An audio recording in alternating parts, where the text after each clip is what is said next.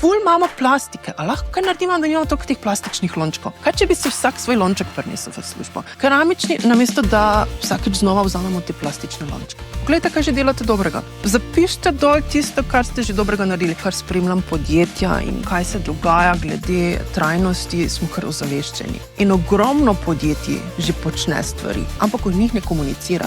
Je pa nam, potrošnikom, trajnost vedno bolj pomembna. Marketing ima namreč zelo veliko moč vplivanja na ljudi, zelo vpliva tudi na to, da se bomo mi kot potrošniki spremenili in začeli stvari delati drugače in poskrbeti za naš planet, da se bojo čez 7 generacij lahko rekli, ja, takrat so se pa prav odločili. Umetna inteligenca je lahko odlično orodje, ampak dobri brendi in tisti, ki bodo preživeli, so tisti brendi, ki bodo ohranili človečnost. Hej, hvala, da si z nami. Če te naše vsebine zanimajo, potem predlagam, da se čim prej naročiš na naš kanal. Gumb najdeš tukaj. Ali pa mogoče tukaj? Ali pa tukaj? No ja, gumb boš sigurno najdel sam. Nam pa vsak nov naročnik pride prav, zato da lažje ustvarjamo nove in še bolj zanimive ideje. Hvala ti. Špela, pozdravljena. Kako si? Fino, hvala. Hvala za povabilo. Ja, hvala, da si prišla. Mi da bomo danes govorili o taki ful zanimivi temi. In sicer mi smo na našem podcastu že malo govorili o tem, kaj je blagovna znamka, kako jo sploh postaviti. Mi da so pa tukaj, da se malo pomeniva na tem, kaj v bistvu naredimo zdaj, ko blagovno znamko imamo, kako jo ohranimo, nadgradimo, pa v bistvu naredimo res tako našo. Pa mi mogoče za začetek povej, kaj bi ti rekla, da so eni taki ključni koraki ali pa ključne vrednote, na katere moramo paziti, ko nadgrajujemo pa ohranjamo našo znamko? Ja, blagovna znamka, kot vemo, ni samo logotip, ni samo vizija, ni samo misija. Blagovna znamka je praktično vse v nekem podjetju. In pravzaprav tisti, ki skrbi za blagovno znamko, mora pogledati vse. Od tega, kako je pri vratarju, do tega, kako je v pisarnah, naprimer, do tega, kakšna je embalaža izdelka, do tega, kako se pogovarjamo z strankami. Pomembno je vse, zaradi tega, ker blagovna znamka je, lahko rečemo, en tak ekosistem. Je bistvo in ena neosnovana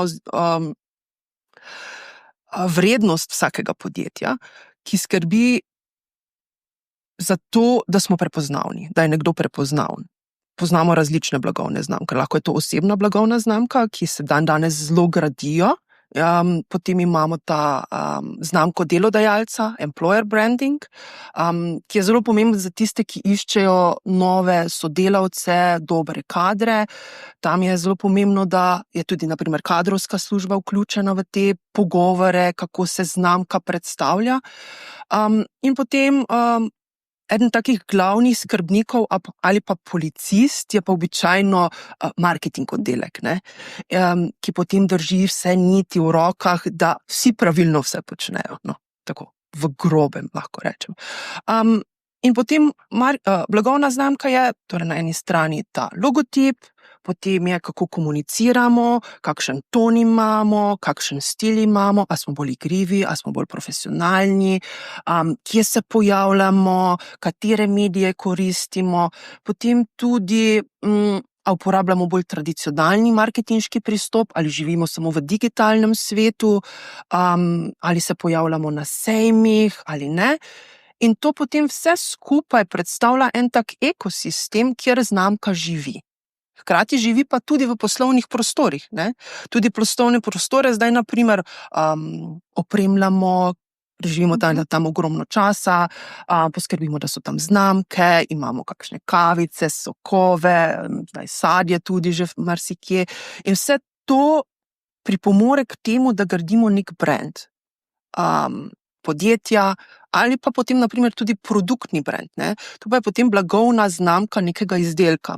Veliko je namreč podjetij, ki se imenujejo XY, da ne bom za koga izpostavljala, na drugi strani pa potem prodaja izdelek čisto pod drugim imenom. In to ni nujno, da je neko veliko podjetje, so tudi manjša podjetja, ki se odločijo za takšno strategijo. Tam je potem pomembno tudi, da imaš pa definirano produktno blagovno znamko. Torej, kako se ta produktna znamka pojavlja na trgu, da se vsa komunikacija temu prilagodi. Ok, v bistvu zdaj si izpostavila ene par takih zelo zanimivih točk, ampak se bom za začetek vrnila nazaj. Rekla si, da je v bistvu blagovna znamka ekosistem. Zdaj, ekosistemi so ponavadi po eni strani zelo trpežni, po drugi strani znajo biti pa tudi zelo krhki. Kaj bi rekla, da lahko zruši ta naš ekosistem? Kaj so tista tveganja, ki lahko zrušijo znamko, ji škodujejo, čemu se moramo izogniti? Pri znamki je pomembno to, da vsi vejo, kam znamka gre. Kaj je njen namen, kakšna je vizija te znamke, kaj želimo z njo doseči, da je to srčika v podjetju, ki jo morajo vsi varovati, in pa, da vsi enako tudi komunicirajo. Naprimer, dostikrat se zgodi, sploh če govorimo o employer brandingu, o znamki delodajalca, zelo radi kdaj malo pokomentiramo svojega delodajalca, sploh med prijatelji. Običajno ne pozitivno, in to je že en znak, da delamo slabo znamki, ker širimo ne nujno dezinformacije, ampak informacije, ki jih verjetno v podjetju ne želijo širiti navzven. In vsak, naprimer, ki komunicira ali v imenu podjetja ali za podjetje, mora biti previden, kaj počne, ker je znamka lahko zelo krhka. Danes, ko informacije zelo hitro krožijo, ko v 3 sekundah lahko izveš, kaj se je dogajalo na drugem koncu sveta, so ti ekosistemi zelo krhki. In je treba biti dosleden, treba je biti pozoren in pa previden. Okay, to v bistvu so taki 3 P-ji, ki se jih je zelo fajn držati, ko skrbimo za svojo znamko. To se pravi, da smo pozorni, previdni, pa še... Kaj si že rekla? Upam, da so gledalci bili malo bolj fokusirani na ta 3. P. Upam, da nam ga nekdo pusti v komentarju. To mogoče. Evo, prvo vprašanje za njih. Ampak ja, v bistvu, kar pa si izpostavlja, je zelo zanimivo, da v bistvu na blagovno znamko vplivajo tudi naši zaposleni, in na nek način to kreirajo. In zdaj, kako v bistvu, kakšen nasvet bi dala delodajalcu, ki pa se mogoče spopada z nekim izzivom, kako zaposlenim v bistvu predstaviti blagovno znamko, kako jim ta koncept v bistvu nekako ponotranjiti, da ni samo zdaj to nek slideshow, ja, tole si poglejte, tole je naša znamka. Kaj se še da narediti? Blagovno znamko je treba živeti. Da je res uspešna, je to, kar napišeš, treba tudi živeti.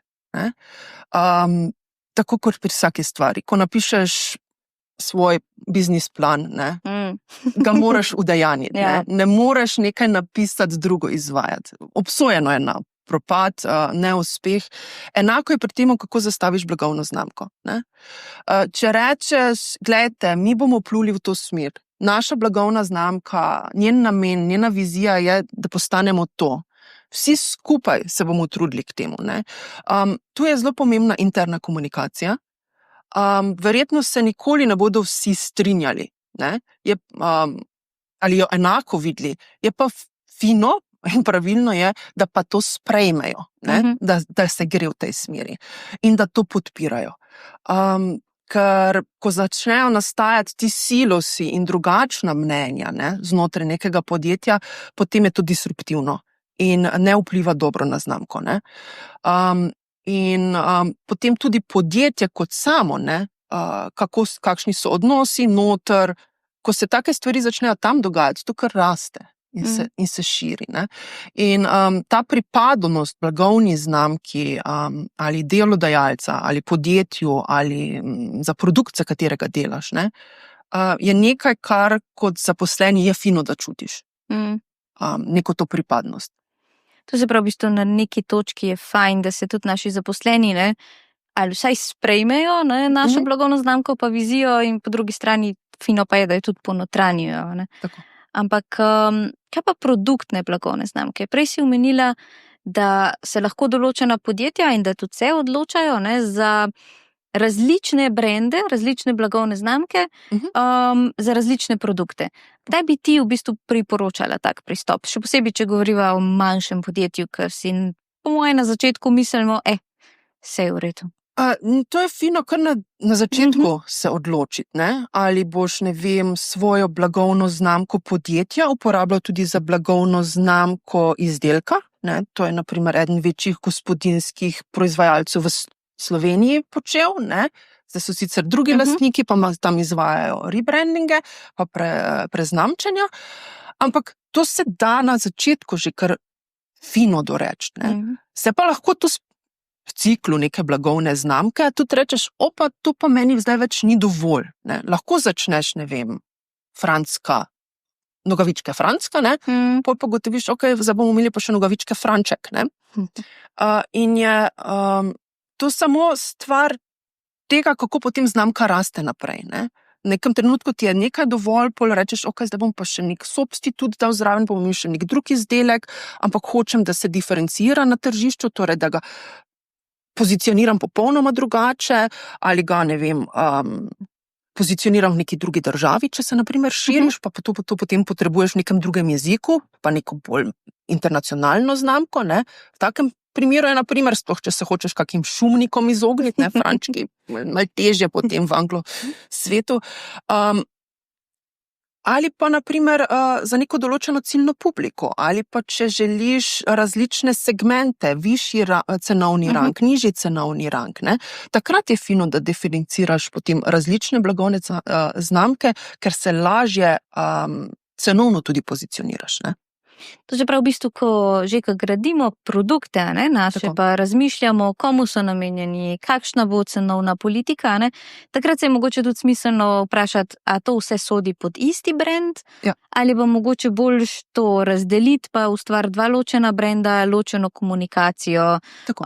in v bistvu čist neka dva ločena pristopa. Ne? Lahko imaš tudi potem čisto ločen glas ti blagovne znamke, ne. Ena je lahko zelo živahna, proaktivna, druga je fina, sofisticirana, čisto drugo publiko nagovarjaš, ne. In na primer, če bi v takšnem primeru imel eno znamko, ne, zelo težko oba tona uporabljaš, ne, ustvarjaš zmedo pri tistih, ki spremljajo znamko, ali pa jih želiš nagovarjati, ker enkrat govoriš, ne vem, profesionalno, bolj tehnično, drugič si bolj igriv. Kje smo zdaj, ne? Mislim, kaj mi hočeš povedati, ne? Običajno ne gre. Potem se v bistvu nekako noben čist ne poistoveti s tabo. Ne tak. najdeš tiste svoje publike. Je pa tako, da potem večja podjetja, ne, sploh ko so potem to večji sistemi, imajo tudi potem brand managerja zaposlene, ne, ki potem skrbijo za to in se skupaj z ekipo v produktnem marketingu, na primer, ali pa z razvojniki, ali pa z marketingom, potem pa prodajo, povežejo in skupaj definirajo, kako to v na nek zemljevid umestiti blagovno znamko, ne. Ja, v bistvu tako nekako funkcionirajo veliki sistemi, ne? Tako. Ampak če pa to probava preslikati na enega malega podjetnika, ne, ki pa je popoldne brand manager, ne, dopoldne eksekutor, čez noč je pa produktni vodja, ne. Ja, tako nekako, ja. Kako bi rekla, kdaj pa kako si mogoče vzeti čas ali pa kaj v bistvu sploh narediti, da smo res v bistvu on top of things, ne? To se pravi, da ne zanemarimo naše znamke, da ne zvodeni, da jo skozi nekako ohranjamo pri življenju. Kakšen tak praktičen korak bi bil za male podjetnike? Praktično vsakič, ko dajo nekaj novega na trg, torej ali je to neka storitev, ali je to izdelek, ali je to, ne vem, nov meni, je fino, da o tem razmislijo. Ali pa že mogoče celo prej, ne? Če je to, kar ustvarjajo ali razvijajo, paše v strategijo, ki jo imajo postavljeno, torej poslovno strategijo, ali pa je to zdaj nekaj čisto drugega. In kako to v njihovem ciklu spada zraven, ne? A bo to doprineslo k večjemu zaslužku, večji prodaji, večjemu krogu kupcev? To se fino vprašati, kar na začetku, ne? In potem tudi si poskus postavljati vprašanja, a je to on brand, ne? Ali je to v stilu znamke, ki jo peljem. In ali moram kaj prilagoditi, ker je toliko drugačno, da lahko škodim primarni znamki. Ne? To se je treba ves čas spraševati. Ne? To je v bistvu en tak proces, ki se skozi dogaja. Tako. V resnici, ko pišemo, blog objavo za našo spletno stran, moramo razmišljati, a je to zdaj ta moja znamka bolj igriva, pol bomo pisali v bolj igrivem tonu, dodali kakšno zanimivo, mogoče malo smešno fotografijo, Tako. Enako za social media recimo, in v bistvu to nit nekako vlečemo pri vsakem koraku v resnici. Tako, v resnici se mora to skozi vse kanale slišati. Ne?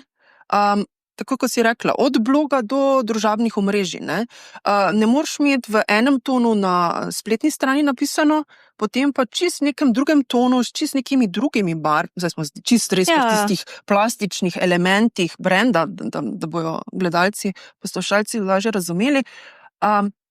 Če ni te sledljivosti, da če ni tega loka pa povezave med enim in drugim, tistemu, ki nas želi spoznati, to otežujemo.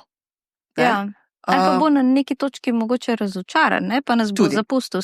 Recimo, če si mi, ki pa bom zdaj dala mogoče na tako primerjavo iz sveta prava, ki je meni domača, ampak če se mi predstavljamo na spletu kot neka sproščena, imamo malo igrivo komunikacijo, se pojavljamo na social media, pa potem nekdo pride na sestank v pravno pisarno, pa smo tam vsi vse v marmorju, vsi smo resni, tihi, bomo najbrž tako stranko prestrašili. Vsekakor, ker prvi vtis je bil popolnoma drugačen.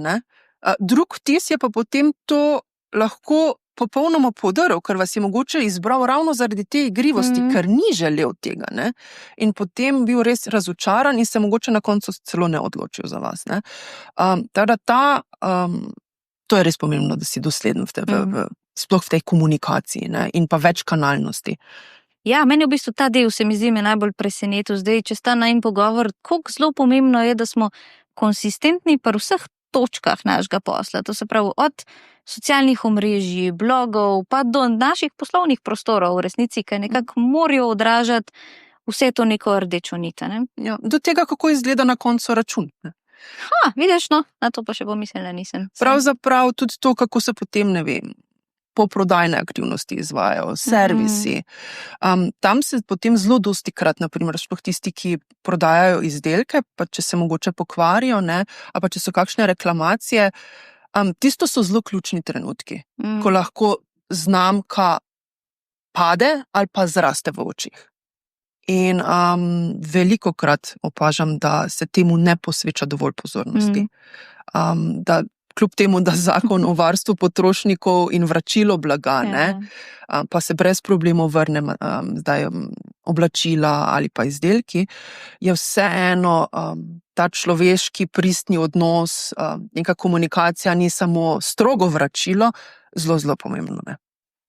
Ja, in da v bistvu tudi tam ohranimo nek način komunikacije, ki ga je naša stranka bila vajena. Ja. Mislim, da najbrž ni profino, da se pohecamo iz njihove reklamacije, ampak da pristopimo na nek ustrezen, mogoče tudi malo bolj igriv način, če na tak način funkcioniramo. Fino se da, vse se da, ampak je pa fajn premisliti, kako to potem zapelješ. Super, ti se pa v bistvu ukvarjaš z enim takim zelo zanimivim aspektom brandinga, in sicer prej si mi omenila, da se spoznaš zelo na trajnostni branding oziroma marketing. Ja. Tako je. To je ena strast. Trajnost mi je zelo pomembna. Skrb za okolje, za soljudi. Zaljubljena sem tudi v marketing. In nekako sta se zdaj v zadnjem obdobju te moji dve ljubezni našli. Odkrivam, kaj se na področju marketinga dogaja, kako se po 50 letih, ko smo sledili nekim ustaljenim tirnicam, kako se trženje in marketing dogaja ali izvaja, kaj vse je pravzaprav mogoče. Marketing ima namreč zelo veliko moč vplivanja na ljudi, na potrošnjo, kako se obnašamo, in bodimo odkriti. Marsikaj, kar se danes dogaja, je marketing kar dost doprinesel, da smo potrošniki, konzumenti pretiravamo vse.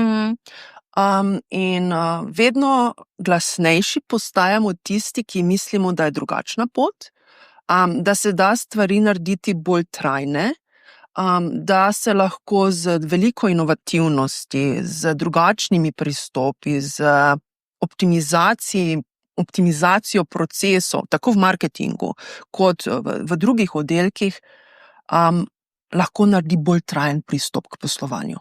In marketing, ravno zaradi tega, ker ima tako velik vpliv tudi na druge, lahko zelo vpliva tudi na to, da se bomo mi kot potrošniki spremenili in začeli stvari delati drugače in poskrbeti za naš planet, da se bojo čez 7 generacij lahko rekli, takrat so se pa prav odločili. Ja, to zveni super, ja, kot neka taka dežela pravlična, ne? Ja, ampak kaj bi pa ti v bistvu rekla, kako se lotiti tega trajnostnega marketinga? Pravzaprav, marketing je lahko tisti, ki govori navzven, kaj se v podjetju že dogaja. In sploh v Sloveniji, to, kar spremljam podjetja in kaj se dogaja glede trajnosti, smo kar ozaveščeni. In ogromno podjetij že počne stvari, ampak o njih ne komunicira. Je pa nam, potrošnikom, trajnost vedno bolj pomembna in je naša vrednota. Skrbimo za okolje, imamo čudovito deželo, te čistilne akcije, ki so se odvijale v preteklosti v Sloveniji, ko smo vsi zavihali rokave in pomagali. Ne? To vse kaže na to, da nam je ta aspekt pomemben in da znamke ne komunicirajo, da je tudi njim, pa podjetjem to pomembno, je samo en pokazatelj, da ne izkoriščajo ene vezi z potencialno stranko, da bi imeli skupno vrednoto. Ne? Ker te vrednote pomagajo k temu, da stranka ostaja, da se ti vrača in da te priporoča. In to, ko ti nekdo znamko priporoča, je v resnici najboljša reklama od ust do ust. Ne? Ja, priporočilo je vedno bil nekak kralj vsega marketinga in prodaje, ampak a bi v bistvu rekla, da je potem trajnost neka vrednota, ki je mogoče bila spregledana, oziroma ni bila nekako na radarju marketinga oziroma brandinga, da je v bistvu bila majčkeno zanemarjena, pa nam je v bistvu skupna. Ja, je bila zanemarjena, to pa ravno zaradi tega, ker je marketing bil marketing je še vedno zelo orientiran na to, da se dosegajo poslovni cilji. Ne? Da se dobi dovolj naročil, da se dobijo novi kupci, čim več novih lidov, da se čim več tega v hišo pripelje. Ampak razen teh komercialnih aspektov, lahko pa marketing pogleda tudi na tele družbene aspekte in pa na okoljske aspekte. In tudi marketing znotraj, naprimer, lahko zelo dosti naredi in sicer tudi marketing, se odloča, katere materiale bo vzel, ali bo natisnil letak, ali bo letak v elektronski obliki, se bo dogodek odvijal nekje v bližini, ali bomo šli na neko eksotično lokacijo. Vse to, kako se odločamo, kako bomo stvari izpeljali, imajo vpliv na to, kaj se dogaja v družbi in v okolju. In s tem tudi, naprimer, zmanjšujemo potem ogljične odtise, če uporabljamo materiale, ki so iz recikliranega materiala, tudi je bolje kot neko plastiko. Če pomislimo, katere izdelke, naprimer, podarimo, včasih, april bo, ampak marketingu nekje zelo zgodaj začnejo razmišljati, kakšno bo potem ta brendirana darila na koncu leta. Ne? Še vedno se tu pa tam je najdlo kakšno darilce, ki je bilo bolj, kaj pa naj s tem, pa se ga je zavrglo. Ampak vedno več pa opažam, da se ljudje odločajo, da podarijo nekaj, kar lahko ljudje uporabljajo dlje časa, ali da, grejo pa nekaj poskusijo, torej doživetja, podarijo mogoče kakšno hrano, in to je vse, in potem pri tem podprejo neko lokalno podjetje, in ne uvozijo tega iz daljnih krajev. Ne. A je v bistvu potem v resnici podpora nekemu manjšemu lokalnemu podjetju, ali pa tudi če večjemu, recimo, bi rekla, da je to en način, kako lahko naš brand tudi postane malo bolj trajnosten. Tako. to je zelo lep primer, ne? Naprimer, da si ponosen na to, da si izbral nekoga lokalno, zaradi tega, ker verjameš njegovo zgodbo, ker verjameš njegov izdelek, ker verjameš v kvaliteto tega izdelka. Večino podjetij tudi reciklira, ker moramo. Nihče ne govori o tem, koliko je prihrano. Nihče ne govori, zelo malo je teh, ki se pohvalijo, da so namestili solarne celice na stavbe. Tega je vedno več, če pogledamo strehe. Zakaj tega ne komuniciramo? Ker to je pomembno, ker zgledi vlečejo. Ne? In vidim, da podjetja delajo stvari, tega pa ne komunicirajo. In včasih tista podjetja, ki potem tega tudi ne komunicirajo, so mogoče tudi del problema, ker ne povejo dobre plati zgodbe in to je škoda. Verjamem, da je ogromno podjetij, ali pa sploh malih podjetij strah, da bi se zgodilo tako imenovano zeleno zavajanje ali pa greenwashing, ampak dokler so stvari transparentne, dokler so odzadaj dokazi, ne, se nimajo načeloma česar bati. Pa tudi, kot si omenila, se mi zdi zelo zanimivo. Jaz vem, da recimo trajnostni marketing, moj trajnostni brand, zveni tako zelo kompleksno, ne? Kaj vse moram narediti, da so to številke, je to ogljični vtis, ampak v resnici zna biti to tudi en tak zelo preprost ukrep, kar je recimo, da zberemo za vabila za naš dogodek recikliran papir, pa to skomuniciramo. Tako. Ali pa naprimer, zdaj je ravno sezona sejmov, se odvijajo, da izberemo, kako se bomo pojavljali na sejmih. A bomo postavili stojnico iz materiala, ki ga bomo potem zavrgli, ali se bomo odločili in s tistim, ki nam bo sejemsko postavitev pripravljal, izbrali nek trajnejši koncept, ki ga bomo uporabljali lahko 1, 2 ali 3 leta. Ne? S tem v povezavi je potem fino tudi, da se odločijo, kako bojo zadevo komunicirali. Ne? Ampak, če res dobro premisliš, lahko kljub mogoče začetnemu nekoliko višji investiciji na dolgi rok prihraniš, ker pač eno stojnico potem uporabljaš namesto 1 leto 3, ne? Ja, v bistvu ti ostane za dlje časa, pa še če razmišljaš o tem, da je tvoj brand lahko tudi malo bolj trajnosten, boš to tudi v bistvu skomuniciral naprej, ne? In kar precej prihrankov je v tem noter. Samo pametno se ga moraš lotiti. Pa najbolj še razmislite, ne? Tako. O čem pa misliš, da moramo razmisliti, ko se odločamo? Vsi bi si zdaj rekli, ok, jaz bi tudi trajnostni brand. Pa mogoče si mislimo, ok, smo mejhni, ne hodimo na sejme. Kje bi ti rekla, da začnemo? Poglejte, kaj že delate dobrega. Čisto enostavno. Zapišite dol tisto, kar ste že dobrega naredili. A ste zamenjali luči? Za kakšne bolj varčne? Za bolj varčne. Pa dajte se pohvaliti. A ste peljali, organizirate za sodelavce kakšne tedne zdravega gibanja? Dajte se izpostaviti, to je družbeno odgovorno. A sodelujete z kakšnim lokalnim podjetjem? A ste mogoče zmanjšali embalažo, da je bolj optimirana za transport? A ste zamenjali te filerje v embalaži, z čem, kar se da reciklirati? Da nimamo več unih plastičnih koščkov. Ja, koščkov, ne? Zdaj obstajajo tele kartonski, ne? To so vse take male zadeve. A ste mogoče namesto 2 papirjev uporabi samo enega? A ste prešli na digitalno poslovanje, pa ne tiskate več? A spodbujate sodelavce, da ne natisnejo čisto vsakega papirja, ki ga dobijo v hišo? Določene papirje je potrebno, ampak verjamem, da je nekaj rezerve. Sigurno, ja. Tako. Zanimivo, to se pravi, v bistvu je fajn, da res pogledamo že naše obstoječe procese, ne, in pogledamo, kaj pa je že tisto, kar delamo prav. Ja. In se mogoče še lepo vprašamo v neki drugi točki, kaj bi pa še lahko temu dodali. Ne? Ne, jaz mislim, da je to potem en tak zelo dober momentum, ko gotoviš, vse jaz pa že ful delam, kaj bi pa še lahko. In v tistem možganski nevihti, brainstormu, lahko pravzaprav prideš do ful dobrih idej. Ali pa samo gotoviš, to ful dobro delam, ampak dajmo pa, ne vem, luči še zamenjati pa na tistem hodniku, tam jih še pa nismo. Res banalen primer. Ali pa, ne vem, smeti recikliramo. Ful imamo plastike, a lahko kaj naredimo, da nimamo toliko teh plastičnih lončkov? Kaj, če bi si vsak svoj lonček prinesel v službo, pa tam nekje namestimo eno malo kuhanco, pa si vsak lahko si svoj lonček očisti, Keramični, namesto da vsakeč znova vzamemo te plastične lončke. To se pravi, v bistvu take zelo preproste rešitve. Zelo preproste. Ampak učinkovite.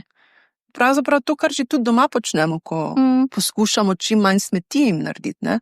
Če to počnemo isto tudi v službi, in če imamo nekoga, ki lahko to naprej komunicira, smo zelo na dobri poti, da lahko se predstavimo tudi v tej trajnostni luči. Je pa pomembno, da imamo odzadaj dokaze, da to res počnemo. Ne? Naprimer, če imamo podatke, katere luči smo imeli prej, katere luči smo potem namestili, da rečemo, prej smo porabili toliko električne energije, takšen je bil račun, zdaj imamo pa takšen račun. Ne? Super, v bistvu en tak koncept družbene odgovornosti si še omenila, ne? Ja. Kakšne ukrepe bi pa sem umestila? To se pravi, da niso samo izključno te zeleni, dajva tako reči, ampak taka širša družbena odgovornost. Omenila si že skrb za zaposlene, Ja. To je sigurno ena taka stvar, ki je v ospredju, pa velikrat ne pomislimo, da je del našega brandinga, ne? Zelo velik je, ker v resnici vsi zaposleni so ambasadorji blagovne znamke. Tako sem se na začetku pohecala, ne? Da včasih kdaj pokomentiramo kakšno znamko. Ampak to je ravno to. To je ravno to. Če podjetje skrbi za zaposlene, pa tudi če so samo 3, ne? Ali pa samo 2, je vedno fino, da se za njih poskrbi, da se poskrbi za okolico, kjer so. Slovenci znamo skupaj stopiti. V Sloveniji to niti ni tak velik problem. Podjetja so tudi zelo družbeno odgovorna, pomagajo, pristopijo, donirajo. Ne? Pomembno je potem, kako to skomuniciramo, ne? Da ni to potem preveč obešenjaško oziroma da bi se preveč hvalisali. Ne? V tistem primeru je potem potrebno izbrati pravi ton, ki je ustrezen blagovni znamki, ali se pa mogoče odločiti, da to donacijo v nekem okolju narediš na tiho. Ne? Tudi to je včasih dobra odločitev, ampak to je treba opazovati, v kakšnem stanju je takrat okolje, ne? Družba, kako se informacije takrat gibljajo. V momentu se takrat odločaš, kako komuniciraš. V bistvu, preden se nekega dejanja lotimo, se mi zdi, da je ena taka rdeča nit tega najnega pogovora je komunikacija. Ja. Res je. Ker smo v bistvu na začetku sva govorili o tem, kako pomembno je, da v bistvu komuniciramo res to našo znamko, pa da komuniciramo na tak način, kot smo si zamislili, potem sva v bistvu nekako prišli do tega, kdo vse komunicira to znamko, pa mogoče niti ne vemo, pa je fajn, da damo fokus na to, pa kaj vse lahko komuniciramo, med drugim tudi trajnost, ne, kot ena taka pozabljena vrednota.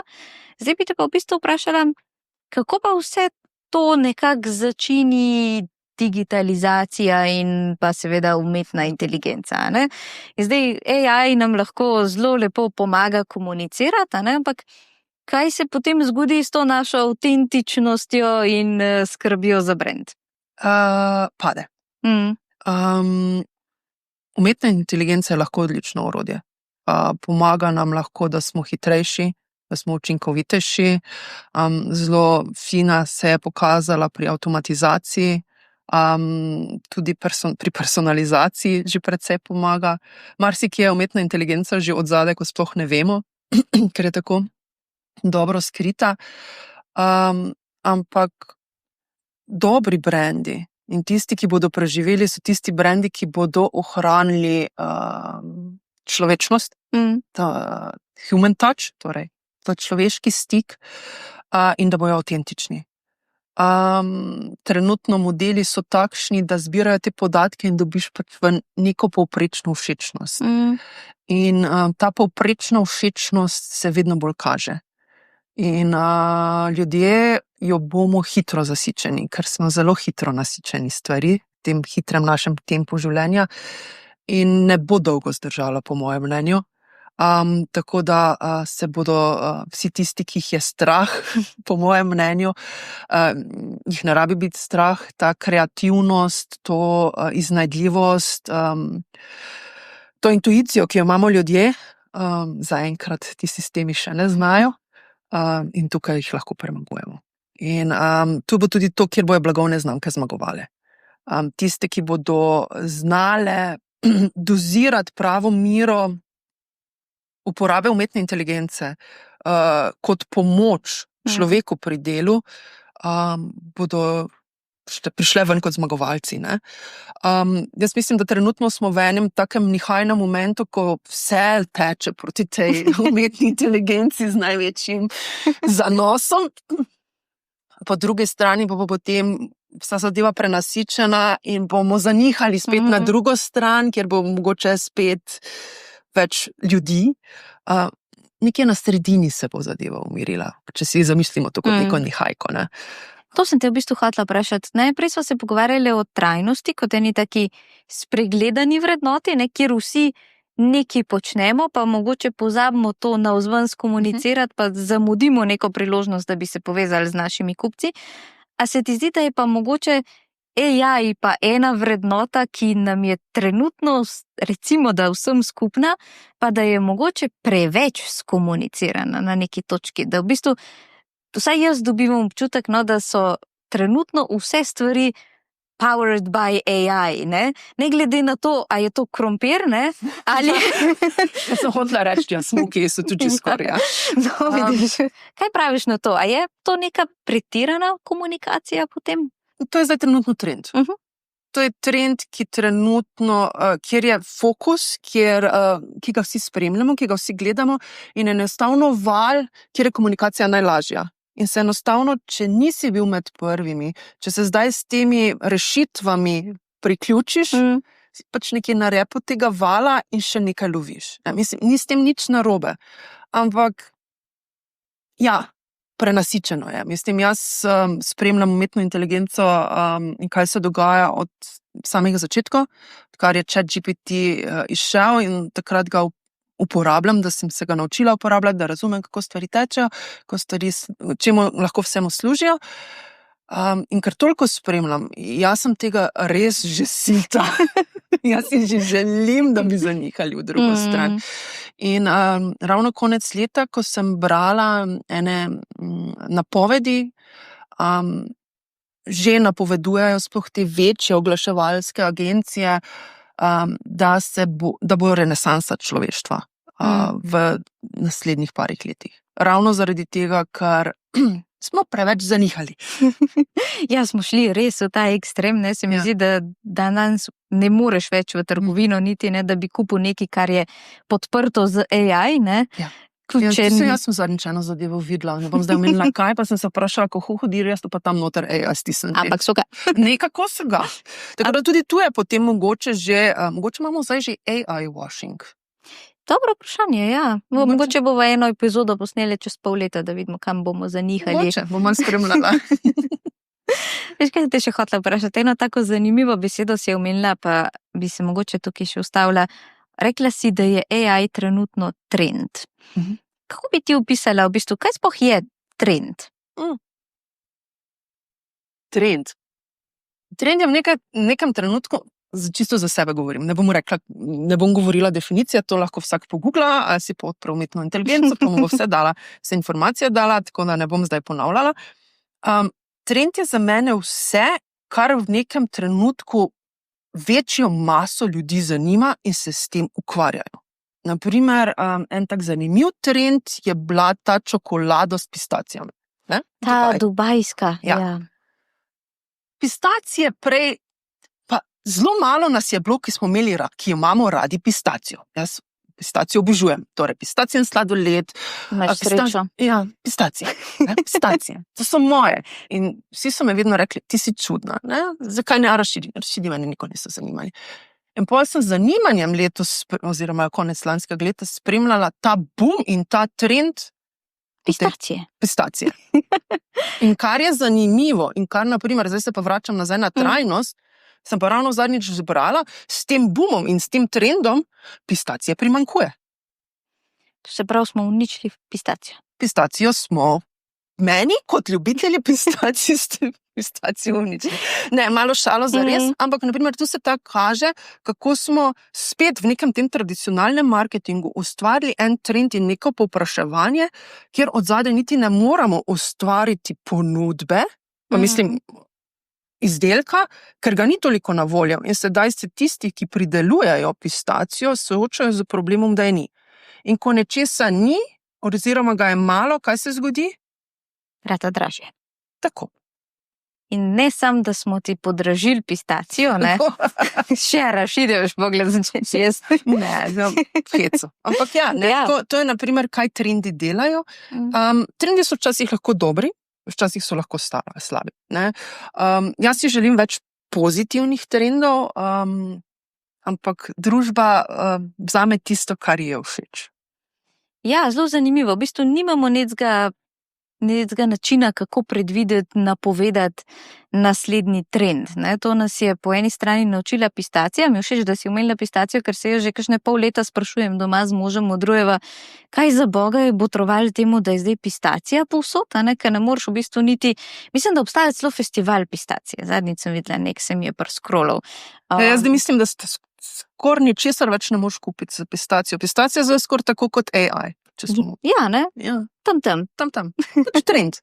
Zanimivo. Verjetno bi še kakšnega najdla, ne? Sigurno, če ne drugega, sigurno bi najdel kakšen TikTok ples, ne? Ja. Ali pa kakšen izziv. Tako, ti so bili ti ice bucketi, ne? Ti z vedri, to je bil tudi en tak trend. Pa dobro, to je neka zabava, ne? Pride pa gre, ne? Pa rečemo, da ni bilo toliko škodljivo kot to, da te je zeblo, ampak to, ko ima pa res tak vpliv na celotno oskrbno verigo od zadaj ali pa na samega kmeta, ne? To pa je potem že malo za razmisliti, kam stvari plujejo in kaj da počnemo. Ne? Pa, ko se ustvari nek tak trend, ne? Na kateri točki v bistvu premisliti, a se mu priključiti ali ne? Ker jaz imam tak občutek, ne, da potem zelo veliko podjetij, ki nastane nek trend, ne, na nek način jih zgrabi nek strah, mogoče ne, in zdaj, mi moramo nujno zdaj na ta vlak skočiti, ne, pa ne bo to pistacijin vlak ali pa AI vlak, ampak na nek način v bistvu sforsirajo, da se udeležijo tega trenda. Misliš, da je to smiselno ali je se treba kaj stopati en korak nazaj pa malo vprašati? Ja, vdihniti.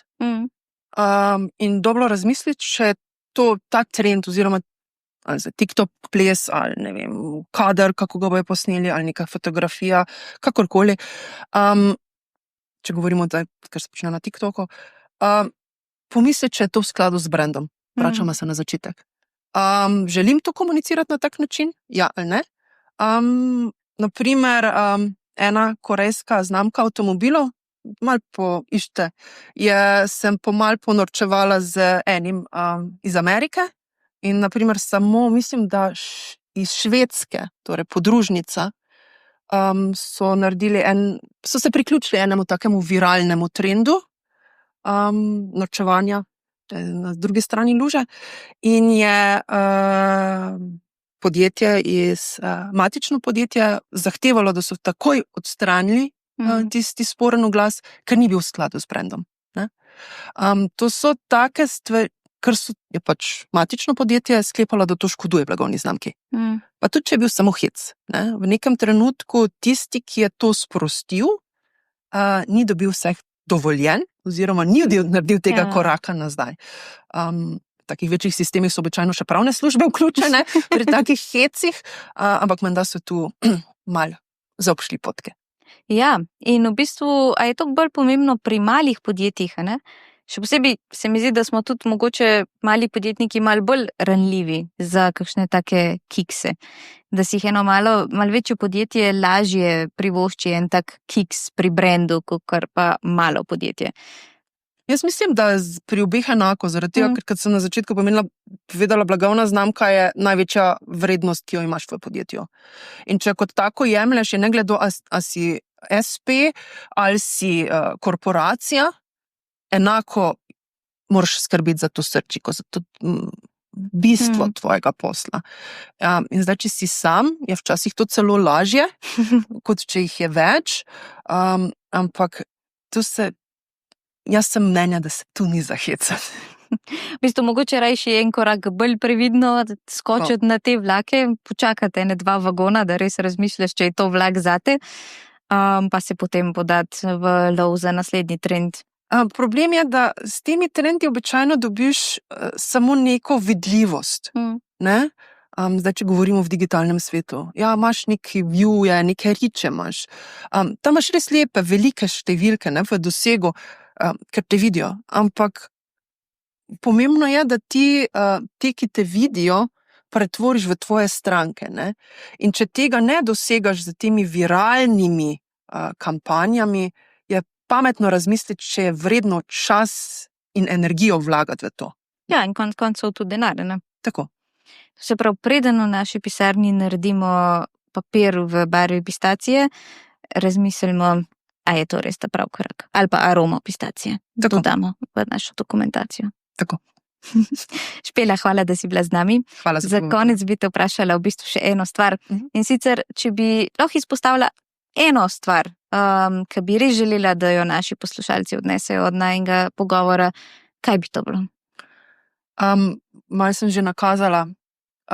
Naj bo znamka zaklad, ki ga vsi čuvajo, ne glede na to, kako veliko je podjetje, da se z znamko vsi ukvarjajo, da ni to stvar samo enega oddelka, in da so res previdni pri tem, kaj počnejo, pa da naj ne bo znamka samo logotip in vizitka, kar se dostikrat zgodi, sploh pri manjših podjetjih, ampak da res razmislijo, da je to, kako pozdravijo, kako napišejo e-mail, kako se predstavljajo na družabnih omrežjih, kako se predstavljajo na dogodkih, kjer se srečujejo z drugimi podjetniki, naprimer. Vse to je v resnici znamka. In prvi vtis običajno je tisti, ki ga ne pozabiš. In prvi stiki so tisti, ki naj res nekaj pomenijo, ker težko popraviš prvi vtis. Pa ne nehajo jesti pistacijo, da boš lahko ti uživala. Ne, kdo uživa v pistaciji, ne uživa v pistaciji, to je bil samo plastičen primer, ki je trenutno aktualen. Tudi jaz sem malo zajahala trend. Špela, hvala ti. Hvala za povabilo.